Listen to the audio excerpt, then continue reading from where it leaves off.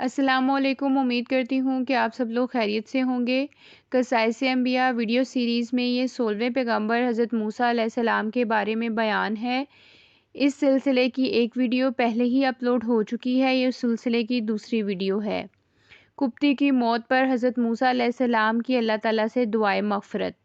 قبطی کے مرنے پر حضرت موسیٰ علیہ السلام پشیمان ہوئے اور سمجھ گئے کہ یہ شیطانی کام ہو گیا ہے اور شیطان انسان کا کھلا دشمن ہے۔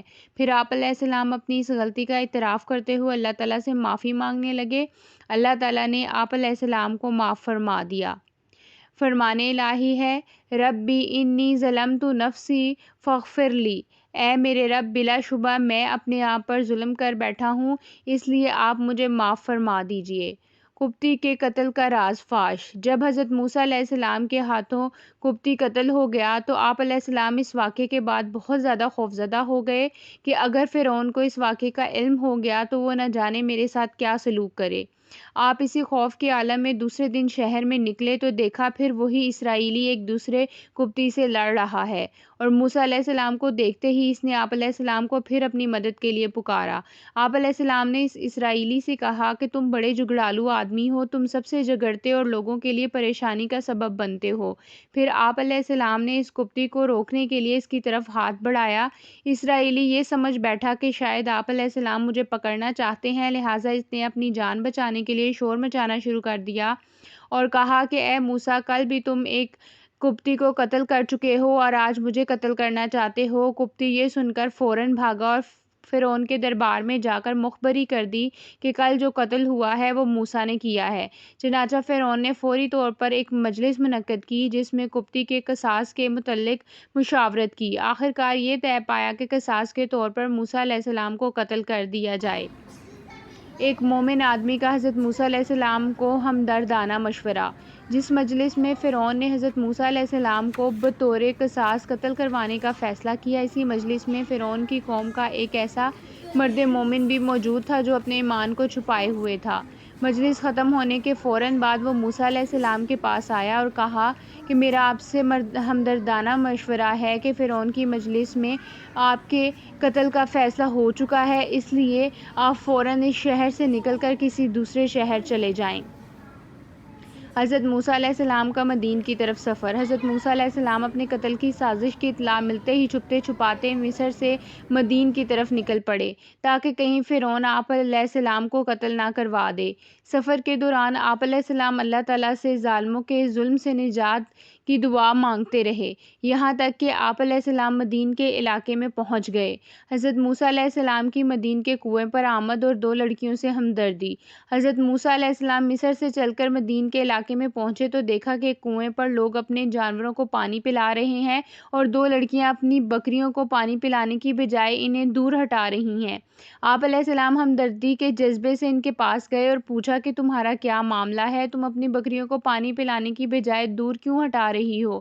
انہوں نے جواب دیا، ہم کمزور ہیں اور کنویں سے پانی نہیں نکال سکتی، ہمارے والد بوڑھے ہیں اور ہمارا کوئی بھائی بھی نہیں، اس لیے ہم ان لوگوں کے پانی پلانے کا انتظار کرتی ہیں۔ جب یہ لوگ اپنے جانوروں کو پانی پلا لیتے ہیں تو ہم بچا ہوا پانی اپنی بکریوں کو پلاتی ہیں۔ آپ علیہ السلام نے ان سے ہمدردی کا اظہار کرتے ہوئے کنویں سے پانی کھینچ کر ان کی بکریوں کو پلا دیا۔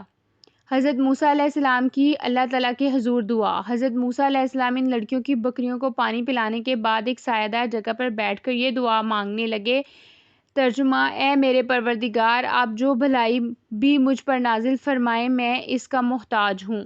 حضرت موسیٰ علیہ السلام کی دعا قبول اور حضرت شعیب علیہ السلام کی بیٹی سے نکاح۔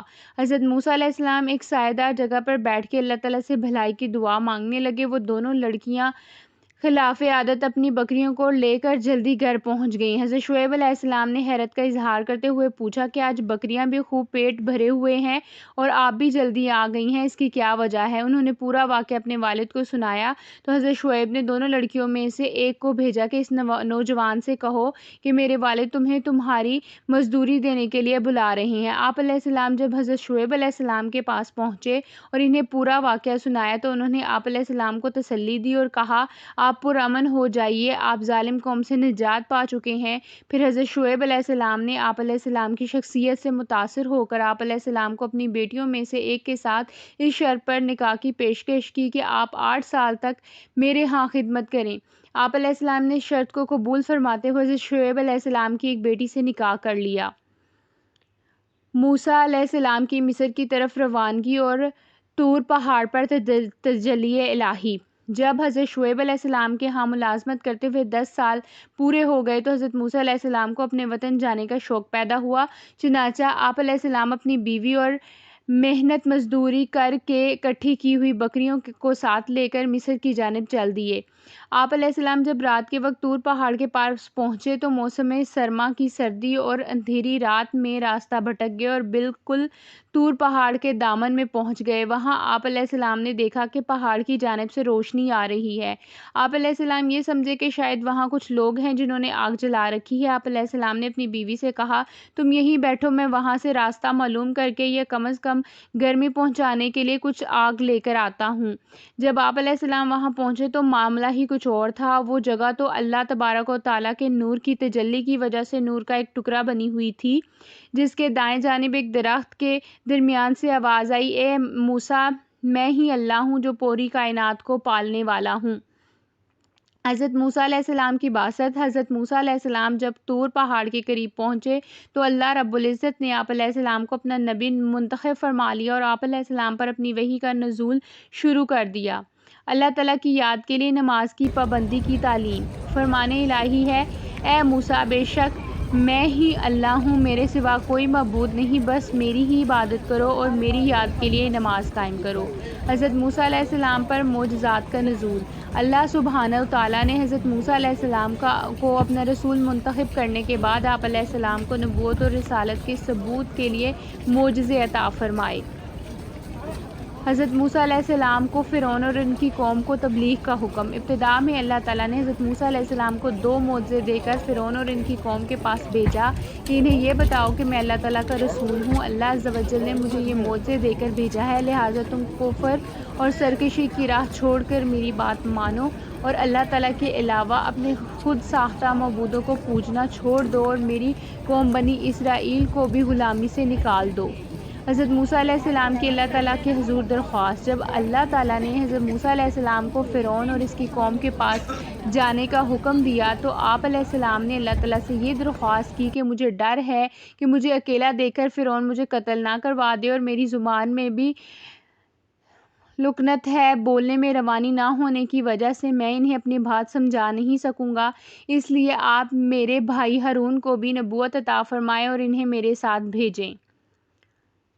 حضرت موسیٰ علیہ السلام کی دعا کی قبولیت اور حضرت ہارون علیہ السلام کی بعثت۔ اللہ سبحانہ و تعالیٰ نے حضرت موسیٰ علیہ السلام کی دعا قبول فرماتے ہوئے آپ علیہ السلام کے بڑے بھائی ہارون کو بھی اپنا نبی منتخب فرما لیا، پھر دونوں بھائیوں کو فرعون اور ان کی قوم کو سمجھانے کے لیے بھیجا۔ حضرت موسیٰ و ہارون علیہ السلام کو دوران تبلیغ نرم لہجہ اختیار کرنے کا حکم۔ اللہ عز و جل نے موسیٰ اور ہارون کو نبوت عطا کرنے کے بعد فرعون کے پاس جانے کا حکم دیا اور بڑے نرم انداز میں انہیں نصیحت کرنے کی تعلیم دی، اس لیے کہ نرم انداز میں تبلیغ کرنے سے سخت انسان بھی نرم دل ہو جاتا ہے۔ حضرت موسیٰ علیہ السلام اور ہارون علیہ السلام فرعون کے دربار میں۔ اللہ سبحانہ و تعالیٰ کے حکم سے حضرت موسیٰ اور ہارون علیہ السلام نے فرعون کو اللہ تعالیٰ کے احکامات پہنچائے۔ فرعون چونکہ اللہ تعالیٰ کا منکر اور اپنے رب ہونے کا دعوے دار تھا، اس لیے اس نے دعوت حق کو قبول کرنے کی بجائے بحث مباحثہ کرنا شروع کر دیا۔ حضرت موسیٰ علیہ السلام کا رب العالمین کی پہچان کروانا۔ حضرت موسیٰ علیہ السلام نے جب فرعون کو توحید کی دعوت پیش کی تو اس فرعون نے آپ علیہ السلام کی اس دعوت کو رد کر دیا اور اپنی قوم سے مخاطب ہو کر کہنے لگا، میں ہی تمہارا سب سے اعلیٰ رب ہوں۔ حضرت موسیٰ علیہ السلام نے اسے بتایا کہ تمہارے اندر رب بننے کی صلاحیت نہیں، رب تو وہ ہے کہ جس نے زمین و آسمان میں اور اس کے درمیان کی چیزوں کو پیدا کیا ہے، وہی تمہارا اور تم سے پہلے لوگوں کا رب ہے۔ فرعون کی حضرت موسیٰ علیہ السلام کو دھمکی۔ فرعون اپنے آپ کو لوگوں کا رب سمجھتا تھا۔ جب حضرت موسیٰ علیہ السلام نے اسے دلائل کے ساتھ رب العالمین کی پہچان کروا دی اور اس کے شبہات کا ازالہ کر دیا تو اس کے پاس ضد اور دشمنی کے علاوہ کوئی چیز باقی نہ رہی۔ اس نے آپ علیہ السلام کو پاگل ثابت کرنے کی کوشش کے ساتھ ساتھ یہ دھمکی بھی دے دی کہ اگر تم نے میرے علاوہ کسی اور کو معبود بنایا تو میں تمہیں قید کر دوں گا، لیکن حضرت موسیٰ علیہ السلام اللہ تعالیٰ کے فضل و کرم سے ثابت قدم رہے اور اس کی دھمکیوں کی کوئی پرواہ نہیں کی۔ فرعون کا حضرت موسیٰ علیہ السلام سے معجزات کا مطالبہ۔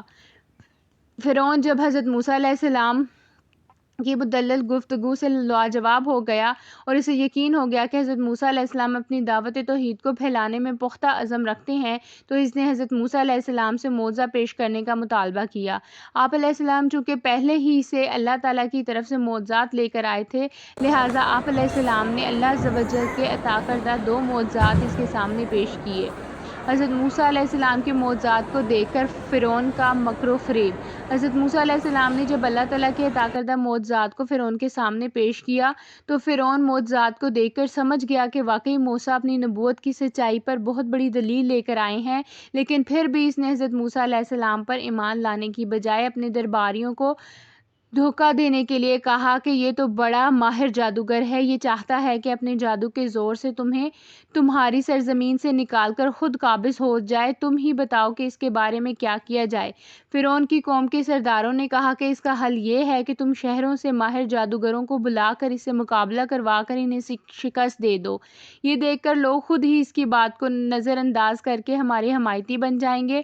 فرعون نے اس مشورے کے مطابق اپنے کارندوں کو ہر شہر سے ماہر جادوگر لانے کے لیے بھیج دیا۔ اس کا اگلا حصہ ویڈیو کے اگلے حصے میں بیان ہوگا۔